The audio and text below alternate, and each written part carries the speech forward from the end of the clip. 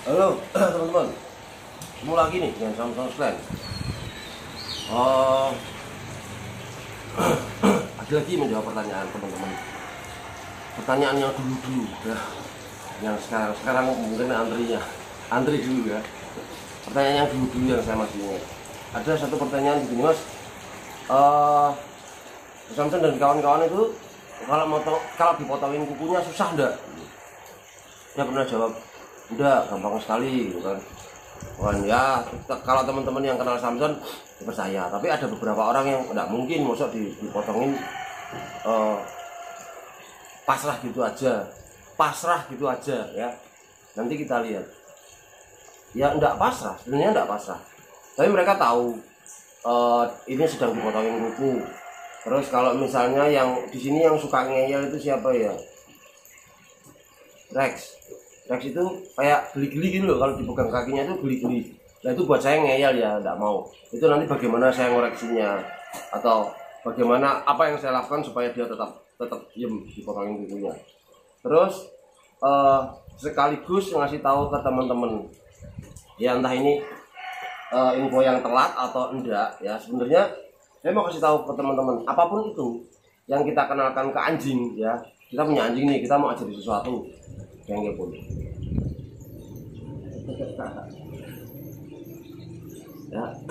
di sini mukanya. Nah, apa namanya?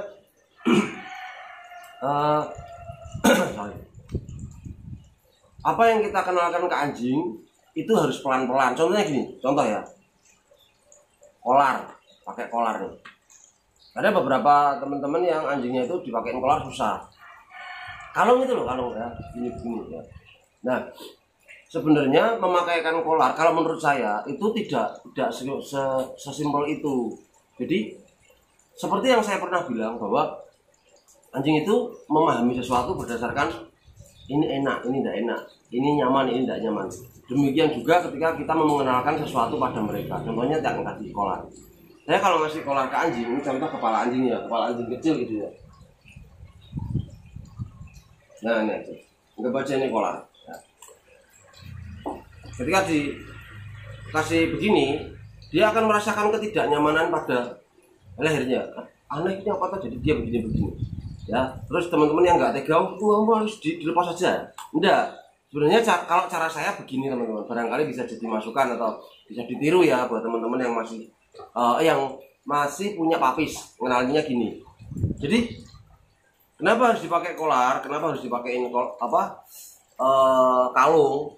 Itu sebenarnya tujuannya untuk supaya nanti ketika dia besar, teman-teman itu tidak kesusahan untuk mengontrol ya. Jadi ada bedanya kolar, ya yang nggak baca kolar. Kolar sama harness itu beda fungsi ya. Teman-teman ada yang bilang gini, Mas anjingku kalau dia jalan-jalan narik-narik mas, saya tanya, jalan-jalannya pakai apa? Pakai kolar atau pakai harness? Pakai harness ya, kan udah jawab. Kenapa? Karena menurut yang saya baca, menurut yang saya lihat, saya baca dari beberapa artikel ya, harness, tali ya harness ya, yang tali tapi di punggung itu sebenarnya diciptakan untuk tujuan ya, diciptakan dengan tujuan apa? Ketika dipakein ke anjing itu biar anjingnya narik. Makanya kan teman-teman lihat tuh anjing-anjing salju itu kan nggak pakai kolar ya kan? Nariknya kan nggak lehernya, nggak ditarik pakai leher, tapi pakai harness. Jadi harness itu akan berada pada titik yang ketika menerima tekanan itu tidak sakit ya, tidak sakit sehingga dia masih terus bisa gitu. Terus apa ya, kalau misalnya kolar dipakaikan ke anjing terus kemudian suruh narik kereta, saya sudah pastikan awal-awal saja, habis itu pasti akan berbeda dengan kolar. Karena kolar tujuannya supaya anjing itu tetap tidak merasa sakit dalam tekanan dan dia tetap melaju ya, dia masih bisa bernafas. Buktinya adalah ketika teman-teman lihat lomba pitbull yang narik-narik itu, apakah mereka pakai kolar? Enggak kan, pakainya harness. Tarik karena dia tidak merasakan sakit di sini. Nah, kalau kolar berarti sakit mas? Enggak, ada yang lebih apa ya, beda. Kalau di kolar, ketika ini ada tarikan ke leher, satu yang pasti itu nafasnya terganggu. Ya, nafas sadar nih. Jadi ketika dia sadar bahwa ketika narik salju, narik kereta salju, dia narik, kok tidak bisa nafas. Iya, bagaimana supaya dia bisa bernafas? Kalau aku berhenti, aku bisa bernafas. Kalau narik, aku tidak bisa bernafas. Ya aku tidak narik karena dia pengen bernafas. Logikanya begitu ya. Mereka berpikir salah sederhana. Dipakai harness, dia tarik, selama dia masih bisa bernafas, dia melaju. Paham maksud saya ya? Nah, tujuannya itu. Jadi ketika teman-teman mau memberikan kontrol pada anjing, pengen kontrol anjingnya, pakainya kolar, bukan pakai harness. Demikian juga ketika teman-teman mau jalan-jalan, membuat dia misalnya jalan-jalan, terus lihat anjingnya nakal nih, lihat ayam pengen ngejar, ya teman-teman akan kesusahan ketika dia pakainya harness. Dia narik, dan ingat, boleh percaya boleh tidak. Setiap gerakan yang membuat dia mundur, ya setiap gerakan yang menahannya atau membuat dia mundur, itu dalam kepalanya itu adalah perintah untuk maju. Bisa kan?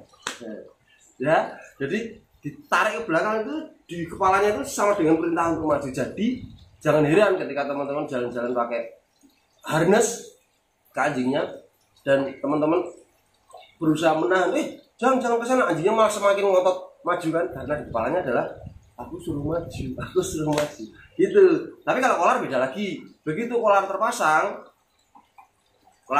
nih, teman-teman nggak usah narik ya, teman-teman diem aja, diem di satu titik aja, nggak maju, nggak mundur, nggak kanan, nggak kiri, nggak serang kanan, serang kiri, nggak, di satu titik. Dia mau melaju ke sana, teman-teman berdiri aja sekokoh batu karang. Dia nggak bisa kan, ketika dia ngotot, yang mencekik adalah dirinya sendiri. Jadi teman-teman tidak berdosa. Ya, ketika teman-teman menahan begini, dia mau ke sana, dia kecekik, yang nyekik dirinya sendiri. Disitulah mulai dia belajar. Gerakannya membuat lehernya tidak nyaman. Gerakan dia sendiri membuat dia kesulitan bernafas. Yang akhirnya dia berpikir, biar ya caranya ya supaya ini tidak, biar ini nyaman ya. Dia berusaha membuat berbagai macam posisi, mau posisi begini, mau posisi begini, mau posisi apapun itu, dia coba semua sampai posisi duduk dan tenang. Duduk dan tenang kok aku bisa bernafas ya, karena dia sedang tidak narik-narik. Ketika dia kumat lagi, biarkan dia menarik dirinya sendiri, dia mulai belajar. Pencicilan sama dengan tidak bisa nafas. Dia diam bisa nafas. Nah, kontrol ini yang saya sebut kontrol ya, dengan harus dengan tidak bisa lakukan itu. Nah, kembali lagi nih, makain kolar. Terus sebelum dia merasakan tidak nyaman, ini dipuji, dicium-ciumin dulu, biar dia nyium kolarnya, kasih makanan, ya, supaya dia tahu bahwa barang ini berhubungan dengan makanan. Paham? Ada yang pernah ngajar itu? Cuma Samsung slam. Lanjut, baru cium-cium nih. Masih, wah, jadi ini tuh enak karena berhubungan dengan makanan. Kemudian dipakai ini, sebentar aja. Sini aja ya, mau ke leher. Anggap aja ini leher, pakai ini. Sini, nah, lepas. Nah, gitu ya. Lagi. Nah, kemudian tujuannya apa? Supaya dia merasakan terpasang ini hubungannya dengan makanan. Terpasang ini artinya enak. Nah, gitu terus. Ya, kemudian waktunya, durasinya ditambahi dikit-dikit. Kasih sambil dijak mainan. Ya, sehingga dia melupakan ini. Itu cara yang saya pakai untuk mengenalkan objek baru pada anjing. Demikian juga kandang. Caranya gimana supaya anjing itu tidak menganggap bahwa kandang itu penjara. Saya sering sampaikan itu. Ya, jadi saya buat di dalam kandang itu dia senang-senang, happy dulu begitu. Ya. Cek, ini nanti kameranya pasti mati lagi. Saya cut dulu ya, nanti kita sambung. Lanjut ya.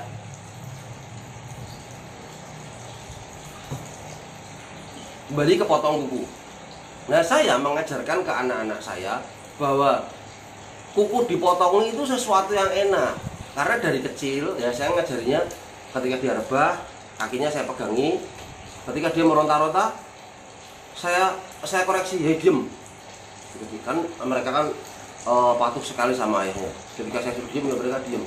Tapi apakah itu merupakan suatu siksaan atau tekanan? Enggak. Ketika dia diem dan dia sedang dia tidak paham mau saya apain, ya. Begini nih contohnya. Oke, mau dipotongin dulu. Kan dia tidak tahu nih, tanganku mau diapain nih. Nah, tapi anak-anak saya ketika saya perintahkan, ayo diem, mereka diem. Tapi kan mereka masih ragu tangannya mau diapain. Saya puji, good boy, nggak apa-apa. Nah, nggak apa kan tangannya nggak mau diapa-apain kan. Saya pisit-pisit aja. Habis itu saya taruh, sudah. Nanti lagi, dia lagi sedang rebahan. Saya tidak pernah dari anjing berdiri, tidak pernah. Ya, dalam kondisi santainya, saya pegang kakinya. Dia penasaran mau diapain. Yang paling curigaan itu Rex ya. Tangannya saya pijit-pijit, kukunya saya sentil-sentil begini, sehingga dia mulai nyaman dengan kakinya dipegang ayah. Itu dulu progresnya begitu. Sampai akhirnya lihat yang beginian, objek baru. Begini. Belum saya potong dulu. Mas berarti lama dong mas? Iya. Itu yang saya lakukan ke Samson dan kawan-kawan. Kenapa mereka bisa jadi kok segampang itu? Tapi prosesnya tidak segampang itu, Pulgoso. Ya, panjang sekali. Nah, terus kemudian merasakan sensasi kukunya dipotong. Keras, dia kaget. Enggak apa-apa, good boy. Ketika dia tenang, saya good boy. Lagi. Dan akhirnya jadilah kebiasaan. Ya, kebiasaan mereka ketika dipotong kuku, ya begitu saja. Diam aja. Ya. Dan insiden pernah terjadi ketika dulu saya awal-awal mencoba memotong kukunya Mama Genji, ya, mau mencoba memotong kukunya Mama Genji. Jadi yang diceritain, ya, saya potong nih, terus dan dia menarik kakinya gini. Ketika ditarik darah keluar, gitu. Dan saya baru tahu bahwa ternyata kukunya itu tidak sama kayak manusia. Jadi kuku anjing yang panjang, ini bentuk kukunya ya, bentuk kukunya yang panjang itu di tengahnya sini itu ada pembuluh darahnya, ada dagingnya. Saya tidak tahu. Karena saya taunya ya potong kuku. Beneran mau saya potong kuku begini, keras dia kan berdarah. Genji kain-kain enggak? Oh enggak, Mama Genji mana pernah kain-kain. Seumur hidup saya belum pernah dengar Mama Genji kain-kain. Nah keras gitu kan. Kemudian begini, maafin ya. Terus saya ambilin obat, dia jelas-jelas sendiri dan sudah. Tangannya saya pegang lagi juga tidak ada trauma. Kenapa? Karena ketika luka itu, ketika dia merasakan itu, saya tidak panik dan saya tetap sukacita.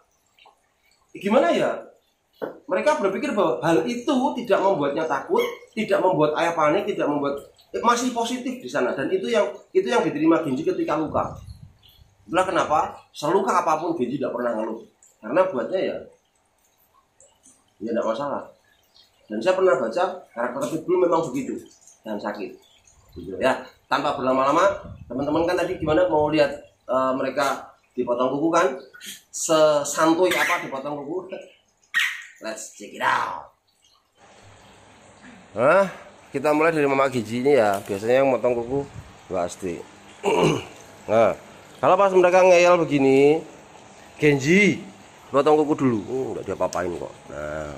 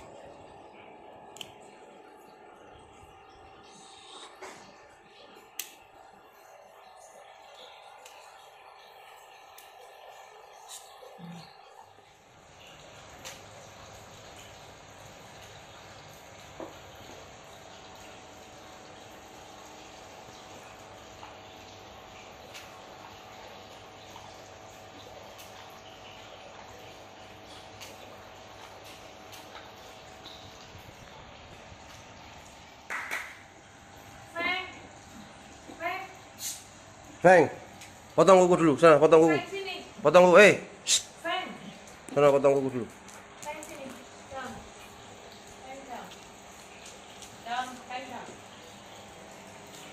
Potong kuku dulu.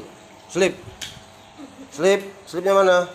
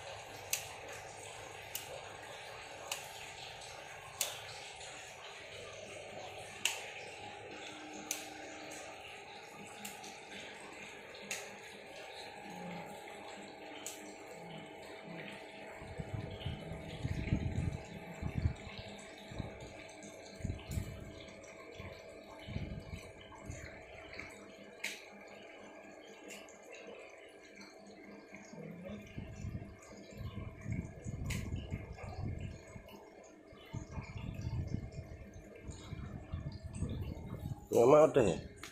Mana coba lihat. Mana coba lihat. Iya, bekas potongan. Ini kan cantik.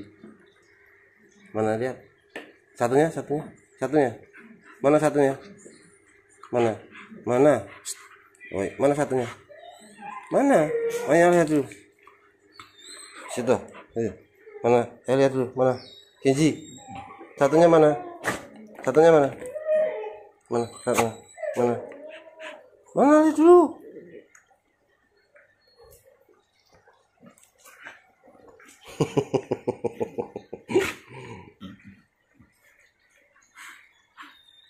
Ya, kuku mereka tuh memang panjang begini teman-teman. Ya, ini pembuluh darahnya sudah sampai sini loh. Jadi kalau teman-teman bilang, ini kukunya kok panjang-panjang, ya memang sependek apa ya, paling pendek ya segini nih mereka. Cuma ya. Ayo lihat kukumu panjang enggak? Coba lihat. Mana lihat? Mana pelan-pelan loh. Panjang, nanti potong ya.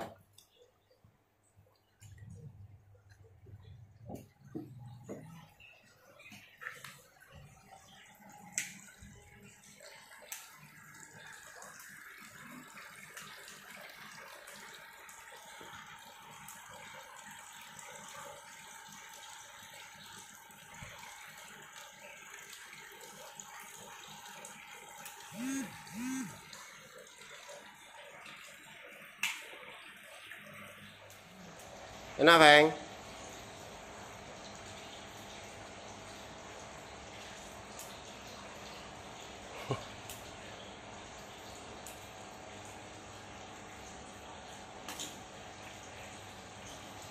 Belum selesai.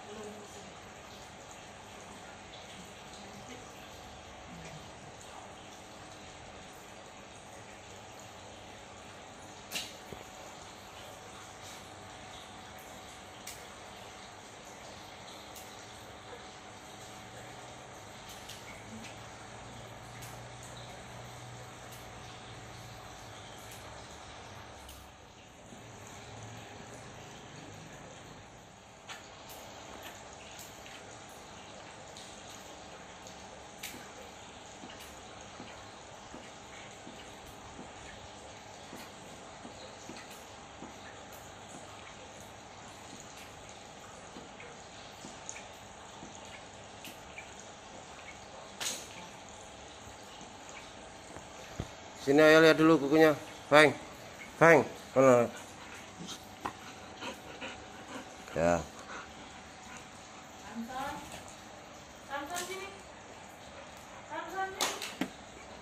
Samson potong dulu kukunya. Sana potong dulu kukunya. Samson sana potong dulu. Samson potong dulu. Ke sana. Loh. Sini. Enggak mau biasanya, Mas. Hah? Sini. Susah gitu. Oh, Samson paling susah. Gitu. Kalau sama sih susah.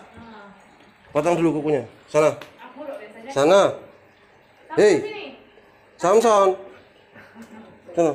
Sini, potong dulu. Loh. Ayo sana. Hei. Sini. Samson. Nih kalau teman-teman mau lihat nakalnya Samson nih. Sana potong. Alah. Enggak mau, Mas. Biasanya yang enggak mau. Samson turun. Potong kuku. Samson sini. Down. Samson down. Potong dulu kukunya. Samson down. Down. Samson down. Samson down. Down. Potong dulu kukunya biar ganteng. Samson down. Down. Samson down. Slip yang bagus. Slipnya B. Slip. Samson slip. Jangan dipaksa. Slip. Samson slip yang bagus. Belum bagus itu.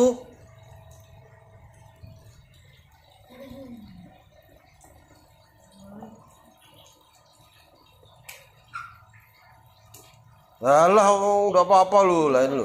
Yang suka ngel itu Samson sama Rex nanti.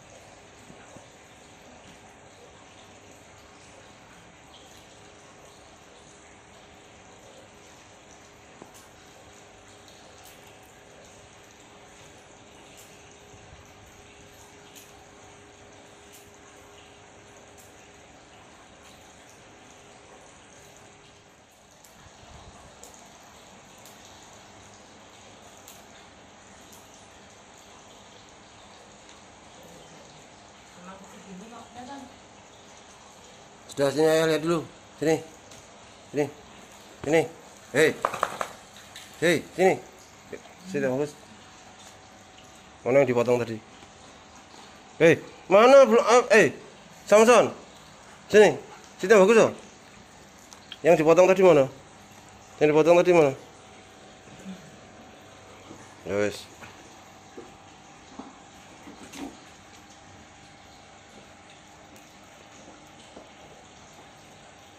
Heng masuk dulu ya. Heng masuk dulu gantian Rex sama Kimi ya. Heng masuk. Heng masuk. Masuk dulu. Heng masuk. Ya mainannya bawa yang merah yang merah.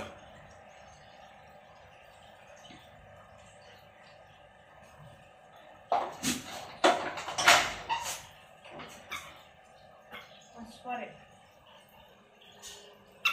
Keluarin langsung.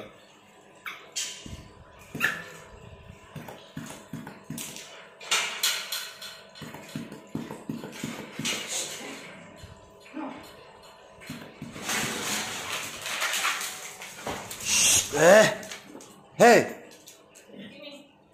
potong dulu. Kimi, Kimi sini. Kimi main sini. Kimi sini. Dam. Kimi dam. Kimi potong kuku dulu. Kimi dam.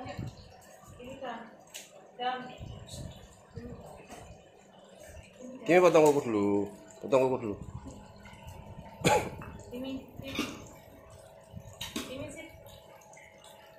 Kimi sit. Ayo. Kimi potong kuku dulu. Dulu. Hei.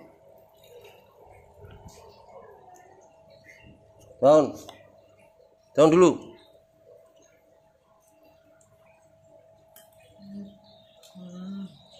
Ya, sit.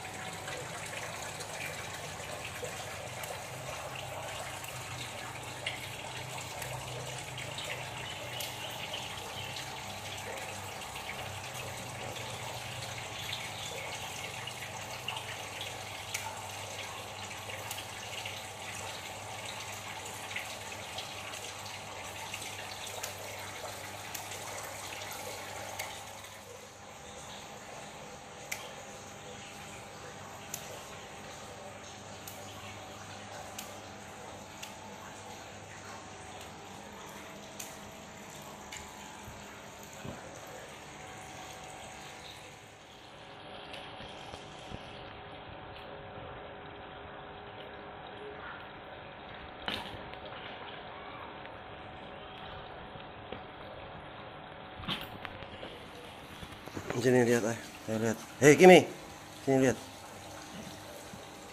Ya, bentar.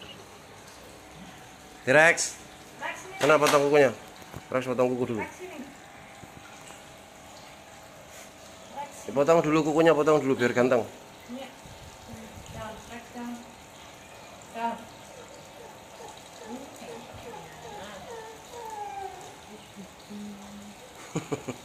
Langsung. Enak ini.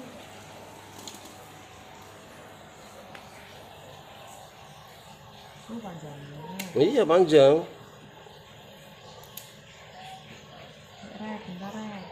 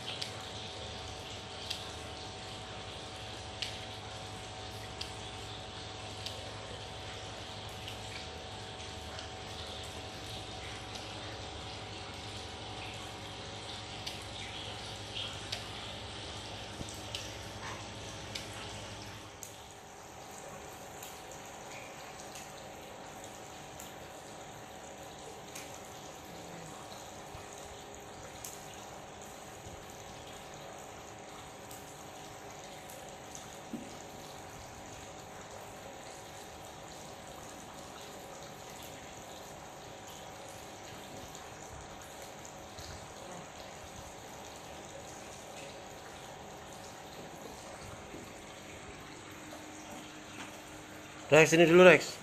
Rex. T-Rex. Rex, sini. Sini airnya dulu.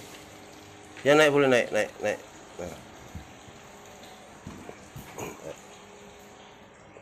Dulu.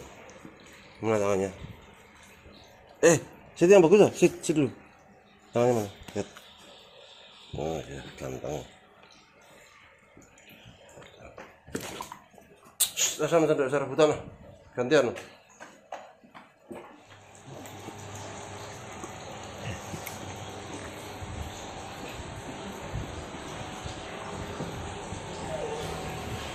Oke, jadi gitu teman-teman ya, sekedar video potong kukunya anak-anak, walaupun hanya sekedar potong kuku, mudah-mudahan bisa jadi hiburan lah buat teman-teman ya, lihat muka-muka mereka. Oke, seperti biasa, hargai batasan, tetap jaga kedamaian, kesehatan, dan hiduplah Indonesia Raya. Sampai ketemu di video selanjutnya. Salam sekalian, love you all. Tuhan Yesus memberkati.